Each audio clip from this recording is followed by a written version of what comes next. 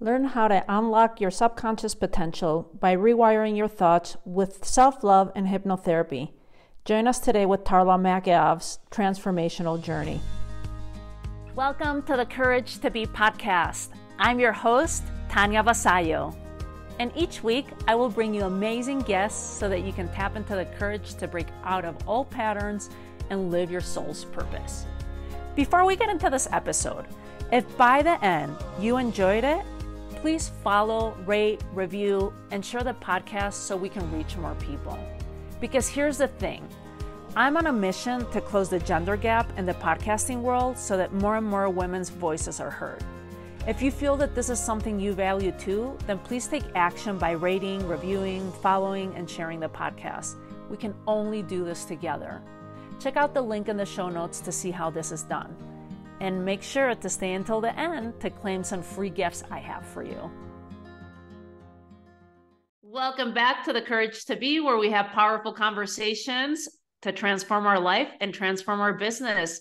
And today we have Tarla Makaeff with us. Welcome, Tarla.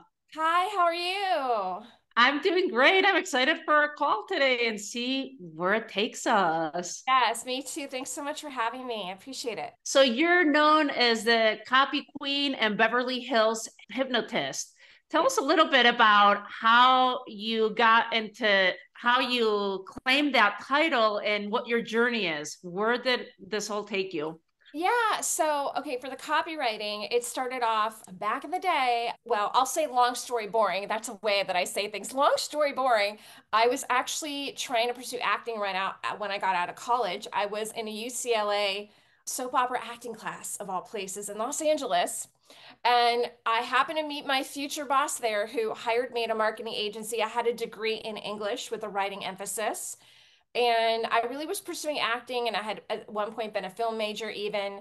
But he said, hey, you can come work at this marketing agency. And that's how I kind of fell into copywriting. So I had the background of writing.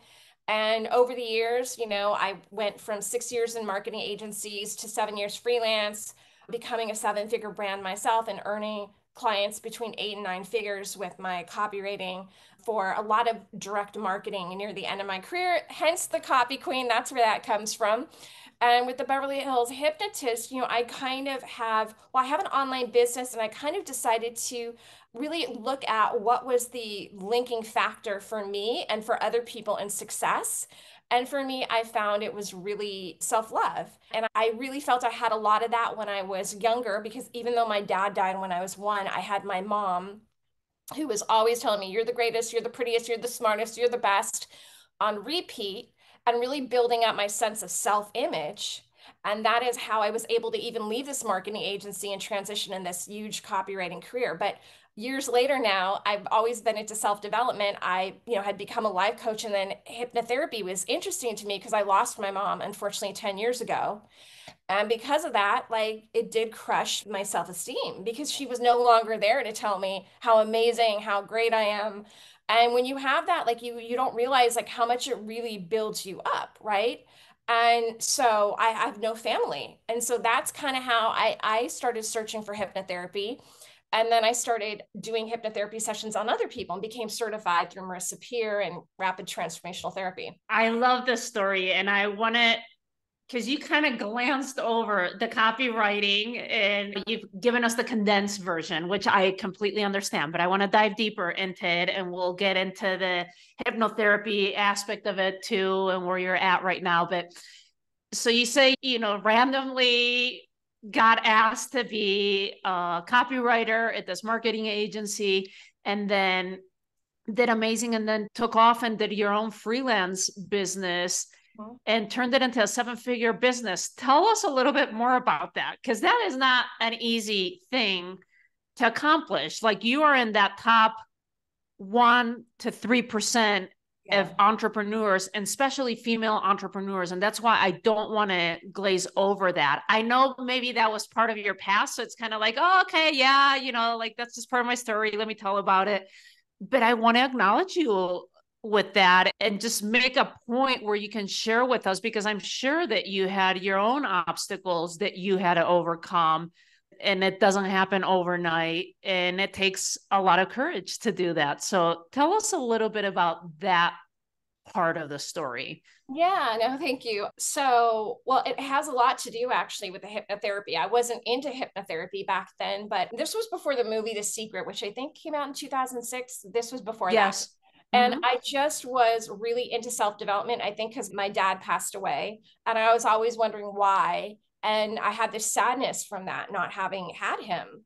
And so I was always, since I was a teen in these bookstores, Barnes and Noble, looking in the self-help section. So wherever I got this idea, I don't remember exactly, but I was working at these marketing agencies. I was 6 years into it. I was just unhappy. I didn't want to work for someone else. I didn't feel like I was being treated the way I should be. I was the only copywriter in the second agency, and they were, earning millions of dollars. And here I was, earning a little meager salary.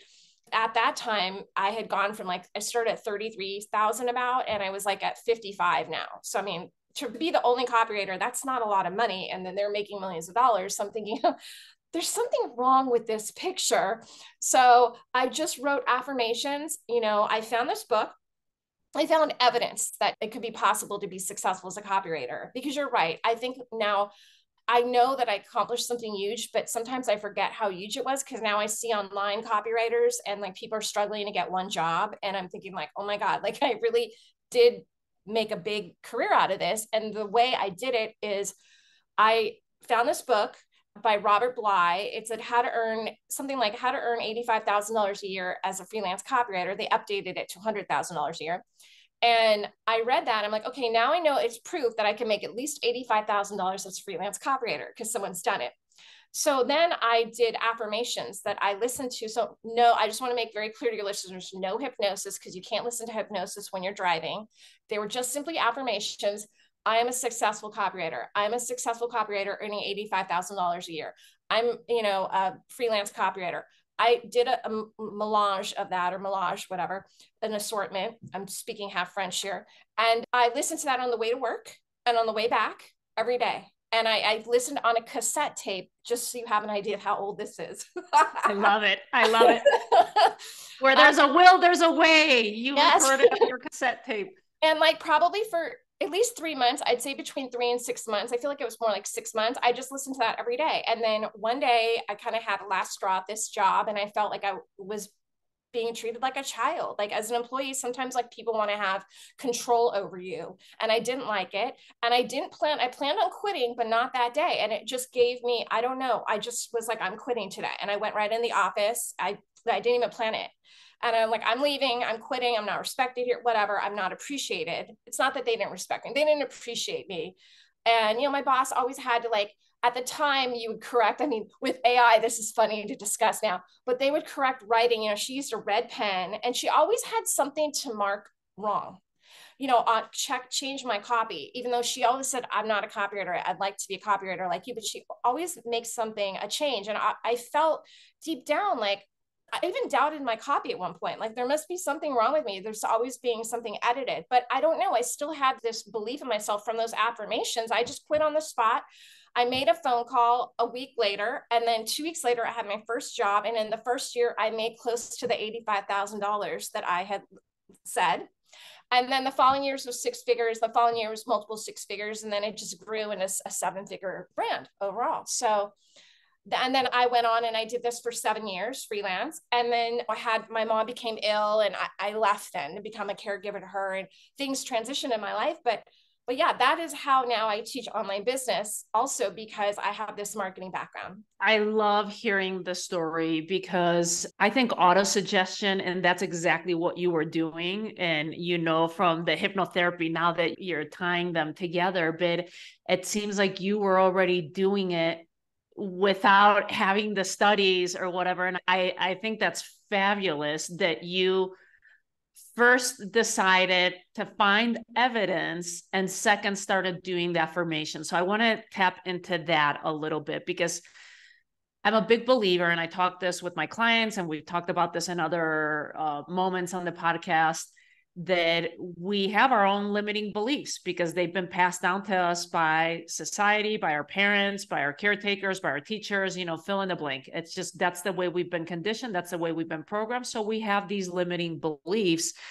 And it's not until we start questioning them and asking questions, like you did, being curious, like, oh, well, how is it that I'm only making 33,000 and then it's bumped up to 55, but these people are making millions? And then there's a book, so you started questioning it, and then you start finding the evidence of it, of just like, there are people out there, copywriters, that are making 85,000 plus.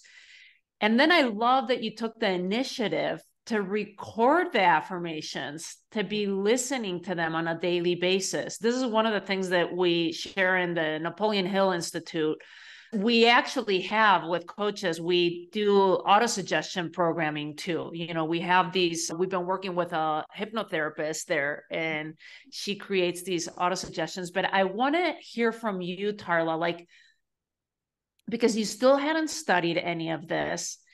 What made you find that evidence and then make you think like, oh, let me record the affirmations and listen to them over and over and over and over and over and over again, because that you hadn't done it before. And I think that's where the miracles and the magic happens. So we can talk about that too. And I'm sure you have other stories, but where did that come from you? Like, maybe because you were reading books, or what, how did it show up for you? No, I just have drive and determination. Like, I'm a go-getter. And so when I want something, and I'm a risk taker too. I had a mortgage payment at that time, but I still quit that day. I kind of take risks. I think I get it a little bit from my dad. He was a risk taker. He was an entrepreneur at some points in his life. So it was, I can't explain it. I don't know. I don't remember. It was like, I just knew what to do. And because your strongest ally in programming yourself, if oftentimes it's yourself, right? And it's still great to work with other people. It's still great to work with hypnotherapists, and they're trained. Obviously, I'm trained to do this at a higher level, but there's something to be said also for just recording your own voice. And so it was me telling myself, oh, you can do this, you could do this. And the thing is, you listen to this when you're not, and this is different in hypnosis, but when it's just affirmations like this, you listen to it when you're doing something else, when you're not actively listening. This is the only problem with affirmations for a lot of people, because it's from a conscious level. That's why the hypnotherapy comes from a subconscious level. You're under hypnosis so you can receive it more, but your conscious will always fight things, because 95% of what we do comes from the subconscious mind. So what I did is, it wasn't subconscious, it wasn't the most powerful way, but when I'm doing something else, when you're driving, I literally did it for time, because it was a time, and it was also a reminder on the way to work and back, like, F this, I don't need to be here anymore type of thing. It was like a big kind of F you to all that, the whole corporate world. No offense, corporate world, I still love you. But it was just kind of, for me personally, it was just like, I don't want this. And so I hope that makes sense. But for instance, if you listen to affirmations when you're washing the dishes, you're taking the trash out, you have earbuds in, you're walking, you're driving. But again, driving, no hypnosis, just got to emphasize that. Then you're doing something else. So it's like you're not actively focused on the words. It can seep into your subconscious more. So I can't answer that because I don't even remember. I wish I did, but I just knew what to do. Like, sometimes you just know what to do. No one has to tell you. You just know deep down inside. This is wonderful. So what have been some other stories now that you understand better, that you were doing it at a conscious level, but to get those true results, you'd want to work with a hypnotherapist like yourself, where you can tap into that subconscious aspect. What have been some other stories, or maybe even like what got you into hypnosis itself? Like, did you start studying, or that other stories that you record, like once you achieve that 85,000 pay and then 100, the six figures, multiple six figures, did you start recording different affirmations, or did the light bulb go off and you're like, oh my God, this is working, I want to teach this to other people? Like, what was that path for you? Yeah, no, I wasn't recording more affirmations. I just had such a level of confidence from my mom, and I know not everyone has that, and which is unfortunate. I was very blessed, but she made up for not having my dad. Nothing can take that away, but I think she's trying to make up and be two parents in one. And she's also very affectionate and loving. So it was always like I could do anything I wanted. And so I had such a huge built up sense of like self-esteem that I think it made it easier for me. And I think it is harder when you don't have that initially. So I have to give my mom a lot of credit in that sense. But what got me in the hypnotherapy is kind of, as I mentioned, my mom then years later, this is, years later now, passed away. And then my world was shattered. Like I'm alone. I have no family. I have no parent now. Both my mom and dad are gone. I have no siblings. I have no spouse. So it really makes you feel like very alone. And then I have nobody by my side to be like, I'm proud of you. Like, look, we need to have that sense of self, but we also need a community of people around us telling us that they're proud of us. And even a hypnotherapist is the person that could do that for you if you have nobody. And that's what I did. So I saw just a general hypnotherapist, not RTT, like that's what I do. It's specialized immersive peer training. And that person telling me, you can do it. Your parents are here with you. Like that was enough to be like, oh my God. And I just, again, I can't explain it. I intuitively knew I needed hypnotherapy. I tried a lot of other things. I tried EMDR, which is great, eye movement desensitization and reprocessing that's like for trauma healing. That's great, but it doesn't necessarily heals trauma, but it doesn't necessarily reprogram your thoughts over time. Then I tried direct neurofeedback because I was suffering basically from depression, anxiety. And look, I'm human. I'm not going to say that like life is perfect past this. I think we can all agree we all have our moments still, right? No matter how much self-development you do. But I mean, when my mom died, I was suicidal. I didn't try anything, but I just didn't want to be here anymore. And so like to go from that to where I am now is huge. And now I'm helping other people. And I just knew that hypnotherapy, because it gets into your subconscious mind, it kind of what I did with the affirmations and the copywriting, I knew that was the key for me. And that's kind of how I just was drawn to it. Because, and for a lot of people, hypnotherapy is often a last resort. Like they've tried everything. Okay, this talk therapy didn't work. Acupuncture is great. But like they might be like, well, I tried this. I tried chiropractic. I tried all the natural alternative healing. I tried IV therapy. I tried juicing. I tried it all. And they're like, I don't know where to turn. And a lot of people, unfortunately, they don't come to hypnotherapy closer. They go at the very end when they've like, okay, I've tried everything, nothing's worked. I'm going to try this. And that's kind of, yeah, that was kind of my story too, and why I did it, to kind of build my self-esteem back up and have that person telling me you can do it, because my mom was no longer there. I appreciate you sharing that vulnerability. And then also your level of awareness of just realizing like, wow, I did have that self-confidence. I did have that because I was passed down from my mom.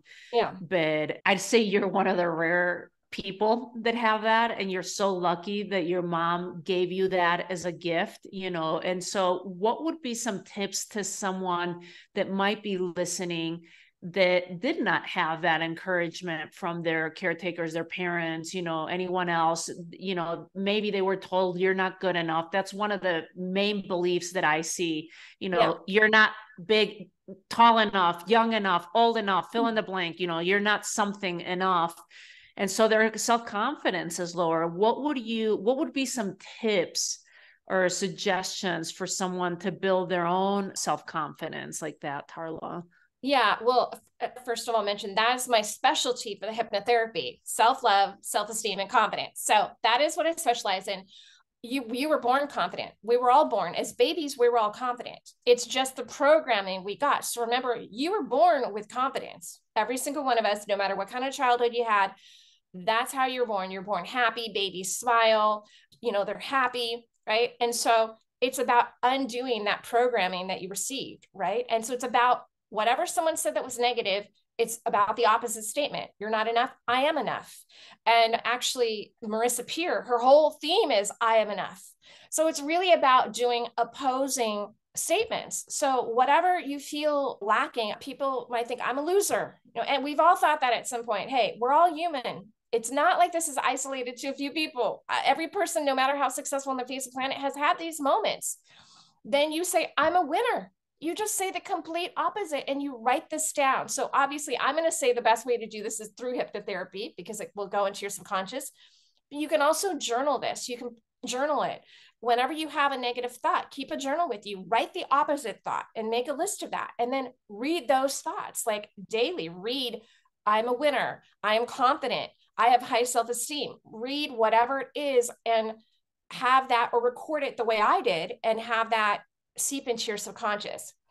The only missing part there is that a lot of people will not understand why they feel that way. They might consciously think they understand, and that might be part of it. But there's often, like in hypnotherapy, when I regress people to childhood, there's often things that they didn't realize were actually the real reason that's attached in a different way than what they thought. They might have thought, this is the reason I feel this way, but oh no, they remember it was something else. So you're missing a large part without doing regression and going back and looking at why. But this is a great starting point to just do the opposing statement.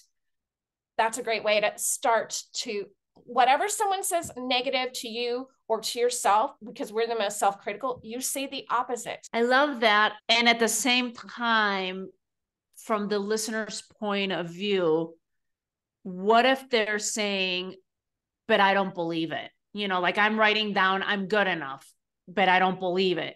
Do we keep on doing it and doing it? Like, how do we overcome that? Because I think a lot of people might stop themselves, like after the third affirmation. Like I've done many events and I actually call them declarations, you know, more than affirmations and we do them about money. And I've had several participants at the events like, but I don't believe this. Like, I just feel like, oh, like affirmations don't work. What do you have to say to that? Hypnosis. I mean, that's the whole point of hypnosis. So we don't believe it consciously. And that's what I was saying, because 95% of our actions are based on the subconscious. So people are trying to make conscious change with coaching. This is why sometimes it won't work, because there's no way of countering. Your subconscious is always going to be stronger than your conscious mind.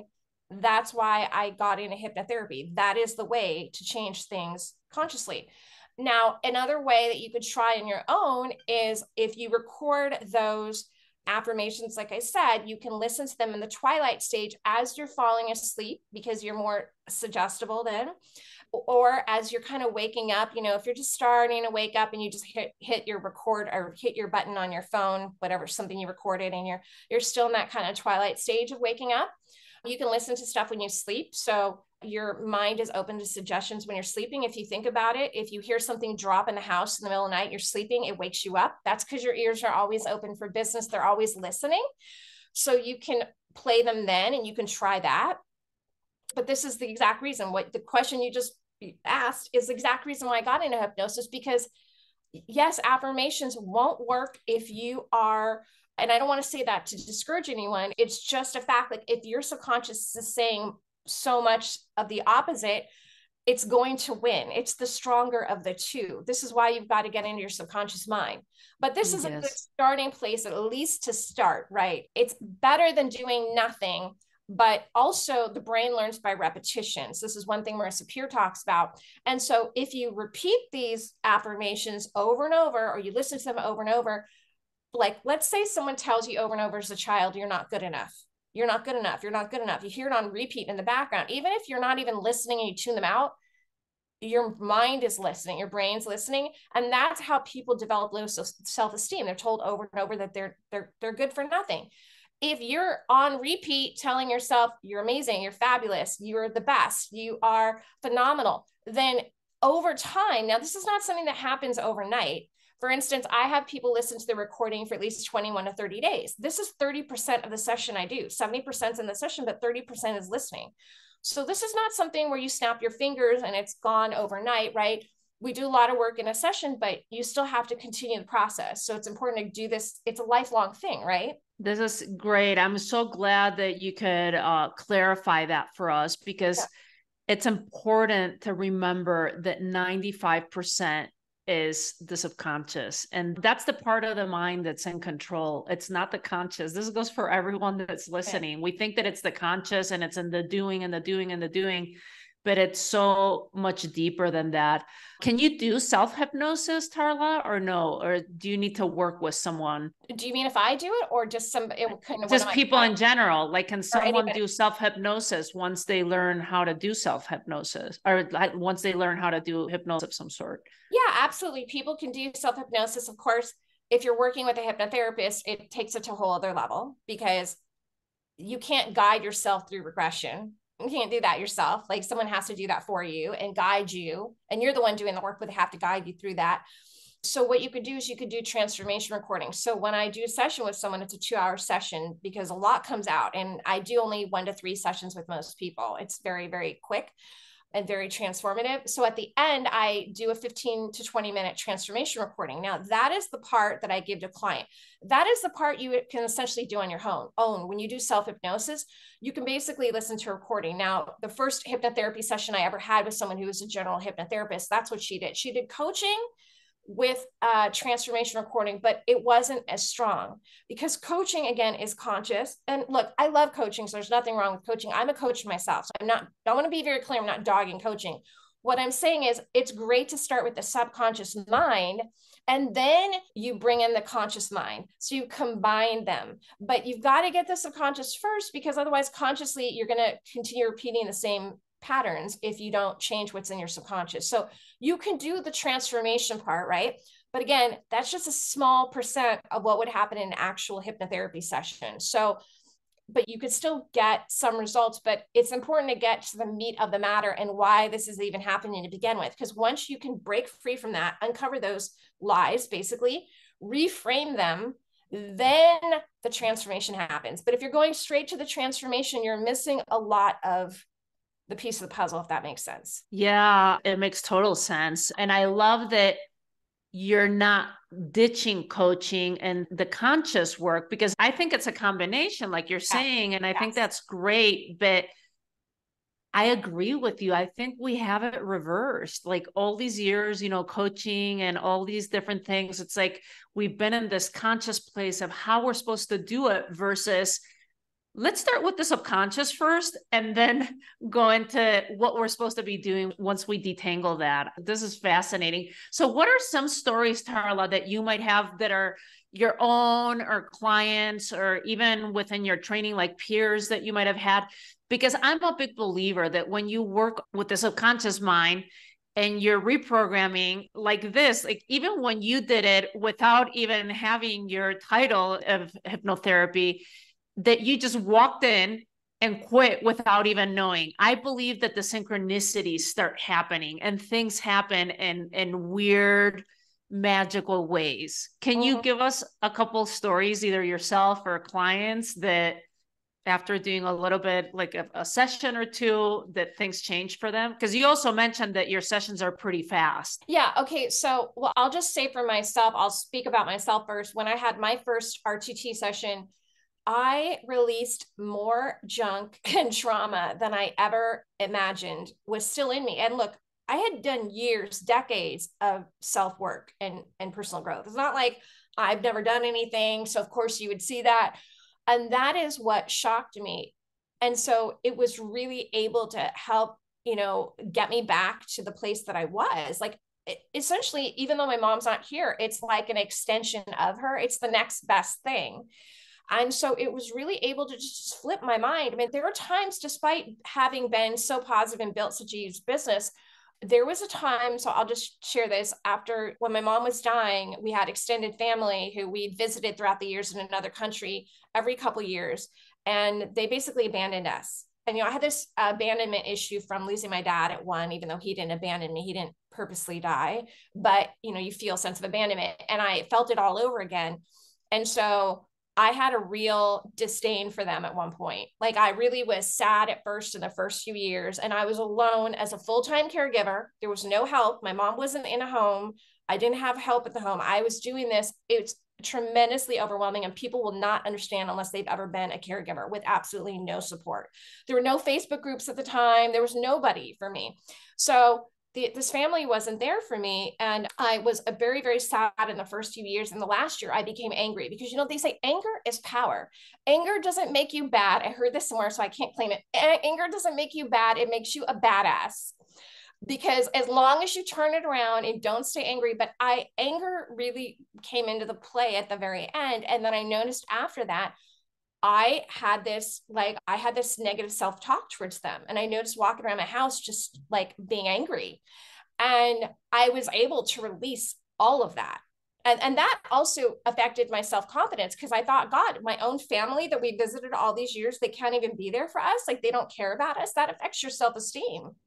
So I was able to release all of that in that session. And in general, what RTT has done for me is it has gotten me back the place that I was, because I got to a negative point when all this stuff happened and then my mom died. It's a lot of stress, and it can really, when you're alone to deal with all this, it can take a toll on you. And then depression, anxiety, it can switch your thoughts from positive to negative. So it basically reframed my thoughts back to the positive.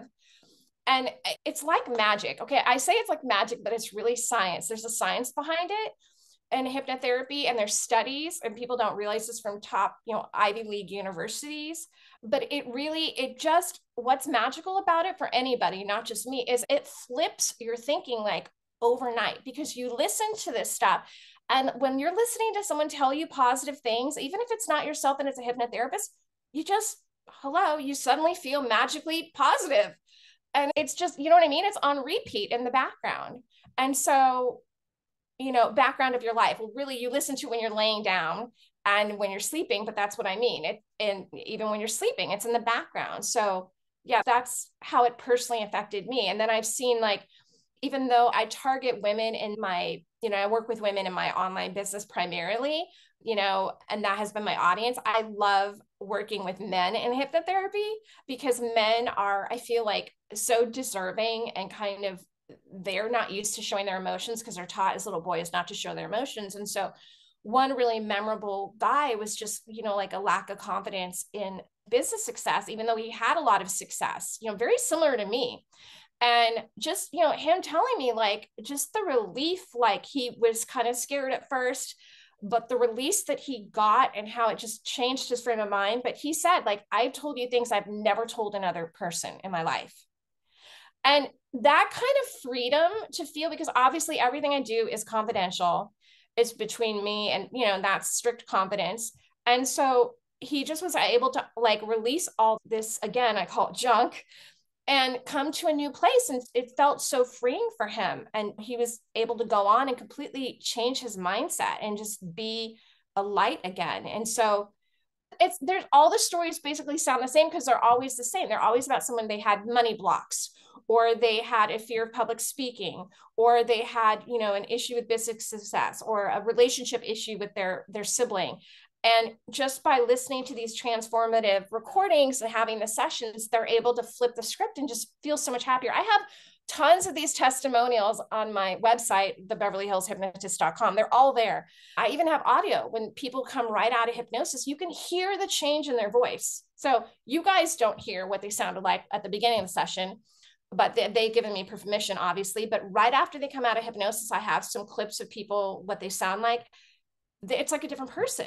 It's like, and they say a weight's been lifted off my shoulders. It's just, there's something about unleashing this, and then also getting that positivity spoken into you with, by the way, in hypnosis, I use the client's words. It's not me saying, if they say money block, I don't say, oh, everything you touch turns to gold. That's what I would like someone to say to me, but I don't say that to them. If they say, whatever, I'm the star of the show, or whatever they say, I use their words. And that's what also makes it extremely powerful. This is great. I so love this topic. And I actually have known of Marisa Peer for years, and it's on my to-do list of just, I want to get trained as well as a hypnotherapist with her. But for those that have never heard of Marisa Peer and this type of training, can you talk to us a little bit more about it and what you found was different and why you liked it, and the rapid transformation? It's rapid transformation therapy, right? Is what she calls it. Mm-hmm. So yeah, tell us a little bit more, Tarla, like what you saw with it and why it's different than maybe other ways of doing hypnosis.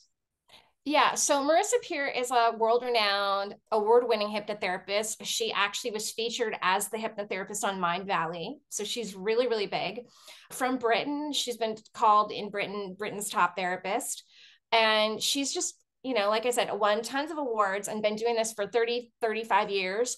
And it's fabulous. She's, been on all kinds of shows, and Lewis Howes and all these people. Her technique, rapid transformational therapy, what's different is I call it hypnotherapy on steroids. So, which it really is. It's just when I compare the session I did initially with the general hypnotherapist to what I do now, it's like 9 day. You can't even compare the two. And really, once people do a session, they go, wow, they didn't know what to expect. And I can't really adequately describe it because you have to experience it to really understand it. But what's different is that we just use many tools and techniques throughout it. I'm not doing a long induction. Induction is where we induce you into hypnosis. I'm not doing this, you're strolling through the garden and you see these beautiful pink flowers. As you keep walking, the sunlight is dancing in the greenery, whatever, right? And so that's not what I'm doing. I have some hypnosis recordings like that. That's great. But this is a long way, usually 30, 40 minutes of leading you down a path of relaxation, which is great. Relaxation is fabulous. But what we're doing is we're doing a quick induction. We do it by having you roll your eyes up. It's the same thing you do when you go into REM, into sleep at night, which people don't realize you roll your eyes up when you're sleeping. And so that gets you quickly into hypnosis. It's a relaxed, natural state. There's nothing scary about it. There's no mind control or anything like that involved. It kind of feels like meditation. And so we're inducing hypnosis very quickly and we're going straight into regression. So I'm not wasting time. And then after that, depending on what the client's situation is, I have different tools that I use, but we start, like I said, by uncovering what is the real issue. So you may think, oh, well, my lack of confidence is related to, I don't know, if this kid bullied me in school, but then you could see, oh no, it was actually related to something that my sister once said to me. And scenes will come up. So we'll do 3 scenes, sometimes 4, and then we'll reframe all that. But there's a lot of tools in between. And then once we reframe it, we'll do a transformation. So it's an entire process that's customized, this bespoke process to the person, but it just uses neuroscience, NLP, psychotherapy, CBT, and hypnotherapy. And that's why it's way more powerful than just hypnotherapy. We're using a lot of different techniques combined into one. So, and it works on neuroplasticity, that changing your neurons and the pathways, your neural pathways. That's great. Thank you for that explanation. And you're saying that when you're working with your clients, it's like a 2 or 3 session type of thing? Yeah. So now everyone's different. So we can't make any promises, but usually we say 1 to 3 sessions. So it could be 1 session that someone needs. It could be 2, it could be 3. Now, if it's something that's been existing for longer, they might need more than that, 4, 6. But what I can say is in RTT, it's about a quarter of the sessions you'd need with a general hypnotherapist, because 1 to 3 is really for a general hypnotist is like between 4 and 12. So you'll see some that will say you need 12 sessions. No, you don't need 12 sessions in RTT. You can have 12 sessions. I have a year-long package. There's 1 session a month. And hey, there's nothing bad about that. That's absolutely amazing because you just get more benefit. But it is a very rapid way, hence the name rapid transformational therapy, of making change and huge change. And so everyone's different on what they'll need. And we kind of have to get into the first session to see. And, so then I also have a package that has a coaching session in it, but I have these longer ones, 6 and 12 months, and they include coaching, what we're talking about. So we incorporate the hypnotherapy with the coaching. And so you're combining it. So yeah, I mean, that's kind of how it works. That's fabulous. Thanks for that. And what's your vision with hypnotherapy? Like, what do you see for yourself, for the world? Like, what would you like to share about it? I just think everyone needs self-love. And then that's the most important thing. I believe the root cause pretty much, and I didn't mention that RTT's root cause hypnotherapy. So that's the difference. We're getting to the root cause, not just giving you a pretty transformation. But I believe that every problem imaginable stems back to self-love. It really does. If you have love for yourself, nothing is impossible. Everything's possible. It's when we lack confidence, self-esteem, that is pretty much the root of any problems in business. A lot of people, they do all the techniques and strategies, and in online business, I see that over and over, and they're not succeeding. It's because businesses and life is 80% mindset, right? And mindset, you can't have the right, my saying is, you can't manifest unless you have the right mindset. And you can't have the right mindset unless you emotionally heal. And that's where the hypnotherapy starts. And the mindset is the coaching. And then the manifestation is your fabulous life thereafter. This is fantastic. Where can people find you, Tarla? Yeah, so my main website is tarlamakaeff.com. I know that's a lot. It will be put somewhere because the spelling of my name. And then my hypnotherapy one is the Beverly Hills Hypnotist. You can also find that on my main website, tarlamakaeff.com. But yeah, if you go there, you can schedule a 15-minute complimentary and confidential consult. And then we also have a pure self-love complimentary recording. So I know they can access that from my website, tarlamakaeff.com. That's like about 20 minutes. Don't quote me on the exact time, but it's a really nice, I've gotten a lot of positive feedback on it. Really nice, just positive, uplifting recording, and that people love. Thank you for that. So we'll have those in the show notes if you want to download the free self-love and look more in depth as to what Tarla's offering, because I think this is wonderful to have in our tool or in our toolbox or in our gem box instead of our toolbox. And so as we're wrapping up, Tarla, what's one thing our listeners can do to live a life with more courage? Wow, that's a great question. Believe in yourself. And I know it's easier said than done, but look back at all the things that you thought you couldn't accomplish, but you accomplished anyway. Look back at all the times when you had obstacles in your way and you thought, I can't get past that. And you did. And just remember, if you did it once, you can do it again. That's great. Thank you for your time, for your work, the work that you're putting into the world, and for being with us today. I appreciate you. I appreciate you. Thanks so much for having me and taking the time to chat. Thank you. I am so grateful that you joined me today. If you enjoyed it, there's one thing I'd like you to do. Click on the follow button so you don't miss a single episode. Leave me a rating and a review, and please share. As my way to thank you, email us a screen grab of your review at the email in the show notes, and we will send you a free Crafting Your Future guided visualization, which is so simple to do with outstanding results. It will empower you and give you the confidence to attract and create the life you've always desired. See you in our next episode.